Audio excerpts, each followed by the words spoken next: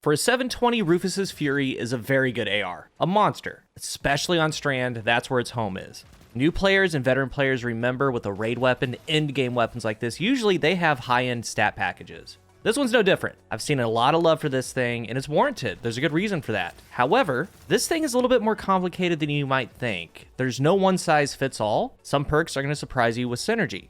There's certain ways to set it up. So the goal of this review is to narrow down what's good for you and what you plan to do with it. There's going to be some tough choices, like really tough choices. You're going to see why. As we get the red borders, some of these are going to drop for you if you're playing the raid. So pay attention to certain things, certain perks, use them, see if it's for you. We have adepts later on down the line. That's important, but that's going to be for a later date. Once you get 5 red borders, you can craft it. It's got the raid origin trait, Harmonic Resonance. Equipping multiple weapons from this set grants this weapon increased reload speed and handling. Now ×1 and ×2, it's pretty good. It also deals increased damage versus Tormentors, Lucent Hive, and Guardians using their super. It's a really low modifier, like 3.3%, 3.5%. Like, will it work? Yeah, especially when you have 2 of them versus a Tormentor, not so much for the Crucible. When it comes to a 720, the stat king for Legendary has always been the Crate since it came out. When you put them side by side, look how close they are. Keep in mind, what I'm talking about was before old Rufus got here. Crate was above and beyond the best 720. Sorrow did have zoom as an outlier, but it had 7 more base range than the next range 720, 2 more stability. So when you see them side by side and Rufus's Fury has 1 more range than Crate, the same stability, that's a great start. Very high end for these. Couple less handling, reload, Fury's got the aim assist, same recoil direction, it has better AE, it's craftable. On paper, technically, Rufus's Fury is the best 720 legendary. The one thing that just beats it, and beats all of them, is the Quicksilver Storm Exotic, 100 stability. And I'm usually hesitant to post anything until I have everything that I want to test. But again, a lot of us are doing the raid. I want to talk about some perks. Reason why some players are getting hyped about this thing. In PvE, being Strand really elevates the Strand sub. In the Crucible, maps a little bit shorter this time around. And on those maps, this thing can shine. It can breathe on them. As you get drops, you might just want to flat out keep some of them and still craft what you want. And this thing can go multiple ways. As a Strand AR, it's got some competition already. The Queen 600, it's also craftable. Strand 600, that's a really good one. That's going to be a later date. In the third column, all the perks can be enhanced. And for some of them, you do want them enhanced. Thresh, D tier, almost F tier. Get a kill, get 1% super energy, enhances 1.33%. There's better options here. Perpetual motion, PvP. Be thinking about this one. It's one of the higher tiered perks in this column for PvP. Move for 2 seconds, plus 10 stability, handling, reload. Move for 10 seconds, ×2 is another 10. So plus 20 to each of those stats. Brings the base stability to 78. So this right here, let's take a look at it. To get the most out of a stat package without going over, you could go Stability Masterwork, Ricochet Rounds, Hammer Forged. So 49 range, 78 stability, ×2 with Perpetual Motion is 98 stability, not to mention getting the handling and reload up. Full Bore Range Masterwork, Perpetual Motion goes to 64 range, 78 stability. Hammer Forged instead for 59 range, 88 stability with a Range Masterwork. This is what you're going to be looking at. Moving on to Reconstruction. Here it is on the Raid Trace Rifle. It's automatically going to refill and overflow the mag 10% at a time every 4 seconds. It caps at 200% more magazine, or basically double the mag size. Enhanced loads in those rounds slightly faster than 4 seconds. So on the Fury, the AR is going to max out at around 112 rounds. You can put on an appended for a little bit more. So let's say you main a chain reaction GL a lot, clearing ads, maybe using a machine gun, tap firing. You switch to this later on, it's going to be good. It's going to have a high magazine. The perk by itself, slowly reloading, goes a long way. Moving target, PvP focused. ADS, plus 10 aim assist, small strafe scaler, enhances a tad bit more. So the base aim assist goes to 92. Add on targeting, you're near 100 in no time. Double for sure. Rewind rounds, sleeper pick, because here's the deal with it. It has synergy. As you land bullets, once the mag is done, crits or body shots, so it's not like triple tap or 4 times a charm, it's going to refill the magazine based on the number of hits. It caps out at about half the magazine. It gives you 50 or 60% back. And from there, it can do it again, reproc again. So as long as you're landing bullets, the full magazine can be about 85 rounds straight total. Pugilist and Demolitionist, 1 for melee, 1 for grenade. They both have a place. Now, Demo does have the refill your magazine when you throw the grenade. Combine this perk with the fragment where you get nade energy by just doing damage. Really, really good. Gonna have a fast cooldown there. Pugilist is gonna be good too. So with both of these, you get a kill. 10% of the nade or melee comes back, depending on which perk that you have. Enhanced is about 11%. Fourth column, now we can talk about pairings. Harmony. So only if you're pairing with Reconstruction, possibly Demo or Pugilist. I think that there's better options. You get a kill with another weapon, switch to it, 20% more damage for 7 seconds, and 15 handling. So you would use that extra damage to get a little bit faster kills with demo, or a little bit longer with reconstruction, like the full 7 seconds without reloading. Target lock, great perk. Strand weapon, artifact or not. The unravel rounds are easy. You'd use the fragment, pick up an orb. Regardless of this having primary ammo or not, those rounds wreck. That's why a lot of people are loving these strand weapons. Target lock, sustain damage, stay on the target. It's going to stack to ×5, then it caps out. So there's 2 ways to play that, PvE wise. We just talked about rewind rounds. So you would land hits, ramp up the damage. If you stayed on target, the mag's going to extend and extend again. Reconstruction target lock. So if you haven't shot this thing, 100 straight rounds of target lock, then you have to reload. Again, if you use your GL a lot, maybe a machine gun tapping enemies, you can use that with target lock. It's going to be pretty decent. PvP wise, target lock does a couple things. It can make up dueling space, because at a distance, you're getting more damage kind of recuperating the damage fall off, which is good. It activates on the 7th bullet on this one. So that means these are usually a 10 bullet kill. With all crits, it's a 0.77 TTK. On the 7th bullet, it switches to 24 per crit. So if you're to stay on the target, it's a 9 bullet kill for a 0.66. That's incredibly fast. You would pair that with something like Perpetual Motion, possibly moving target. It is a solid perk for the Crucible. Adrenaline Junkie. Lots of grenades can be thrown with Strand. So Demo Junkie is right there. Demolitionist, Adrenaline Junkie. It's going to work as it's always worked. Not a bad perk. Then we have Frenzy. You've been seeing a lot of this in my Crucible gameplay. You have to take damage or deal damage up to about 12 seconds total. And in between, every 5 seconds, you need to do that. But once active, 50% more damage, 50 handling, 50 reload. So in the Crucible, it goes to 24 per crit. And this is going to be a pretty good number, because I'm going to talk about that in just a second. When it comes to Frenzy, I highly encourage you to stay away. There's a much better perk here. It's always been a good perk, but this has its own raid perk that is much, much better.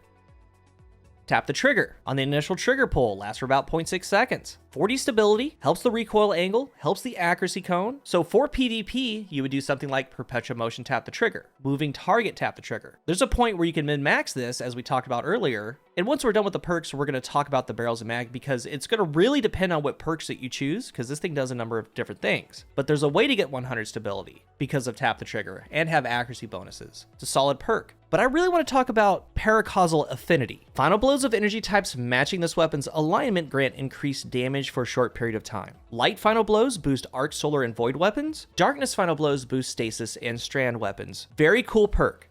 It's a self-procking perk, meaning this is a strand weapon, so after a kill, it's going to proc, because it's a darkness final blow. Same goes for the shotgun. Ness is here. I have it on this shotgun. It is self-procking. It's void. Get a kill, the perk is going to be up. Now that perk lasts around 5 seconds, is 20% more damage. It's right in between kill clip and golden tricorn. It's rampage ×2. Really good damage bonus. And what's cool about these weapons, like if you have multiple weapons with it, it's going to be final blows with the alignment. So let's say you have the raid grenade launcher. Coraxus is distressed. It is also strand. So how it works, if you get a kill with this AR, it procs in the background for the GL because it's strand. It's a darkness final blow. Vice versa.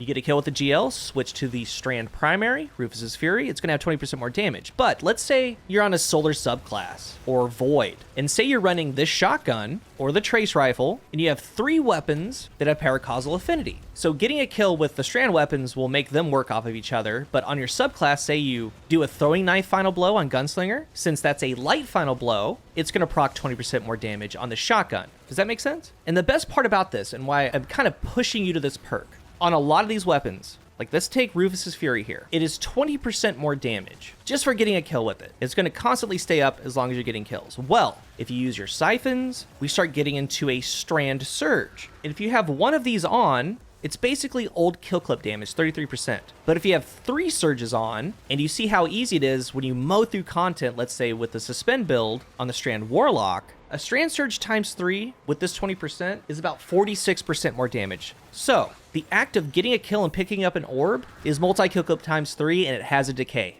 And you can put on time dilation, whatever you want with those armor charges. And that's just talking about this AR. You can do this Paracausal Affinity with any of them. So again, with that shotgun, you would need Void Surge ×3 with Paracausal Affinity on top, 46% more damage. And you're running around with it a lot. I'm telling you right now, when I make mine, it's going to involve this perk. Because as you're seeing in the background gameplay, extremely easy to get A, the perk going, and B, get an orb.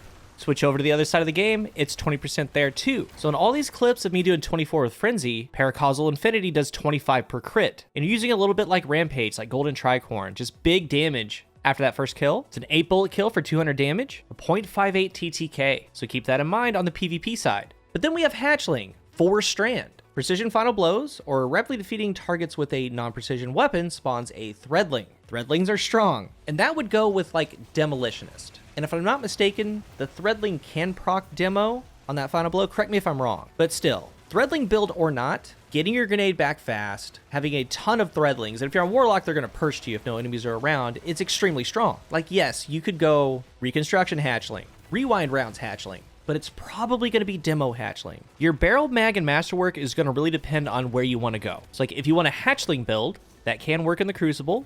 Definitely for PvE, that's where a lot are going to go. It'd be like Demo Hatchling. You can get your magazine up with a Pendant Mag, or just go straight for feel and ricochet rounds, or even armor piercing rounds, because remember, 5% damage increase versus combatant shields, and the rounds over penetrate. You want to get your range up. I honestly feel that its base stability is so high at that 58 starting point that you're going to get by with that. M&K or Controller. M&K definitely is going to be okay, but Controller, 58's not bad at all. You can go small bore if you want, but get the range up, that way you can extend it out a little bit more. We have the target lock builds for PvP. That's going to be perpetual motion target lock. Possibly moving target, but the stability is going to help you land shots, M&K or Controller. And the reload's going to be great. PvE-wise, rewind rounds or reconstruction, depending on how you play. There's Demolitionist, Adrenaline Junkie. As far as tap the trigger, that would be moving target or perpetual motion. Again, you can min-max. Even at base right here, remember at 58 stability, it's getting it to 98. Perpetual motion is going to help in between.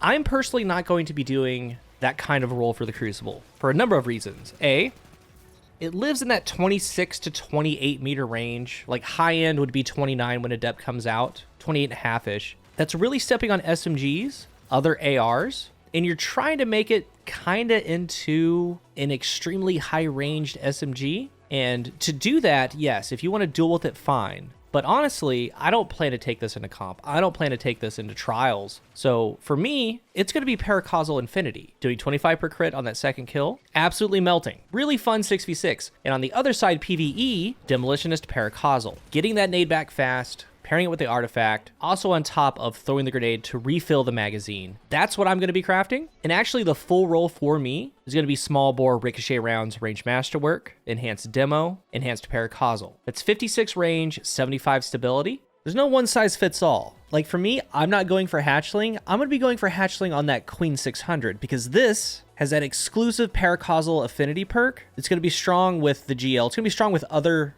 raid weapons with the perk because they can work off of each other. And the plan is to run it with a Surge, double or triple. It's free real estate. But being with Strand, a lot are going to go with Hatchling, and that's fine. That's why it's really important to find what you want to do with this thing, because Demo Junkie works. The dueling perpetual tap works. The extended target lock damage with Reconstruction or Rewind, that works. Then, of course, the things that you can do with Paracausal. No wrong answer. You just need to figure out where you want to go. The stats and perk pool definitely warrant a craft. Hopefully you get there soon. I'm trying to. If you're new here, remember to hit the subscribe button. And if you are subscribed, thank you so much for your support. Let's talk about Rufus's Fury down below. What kind of builds are you liking with? What perks are you liking? Tell us about it. Thank you for watching. And until the next one, I'm CoolGuy.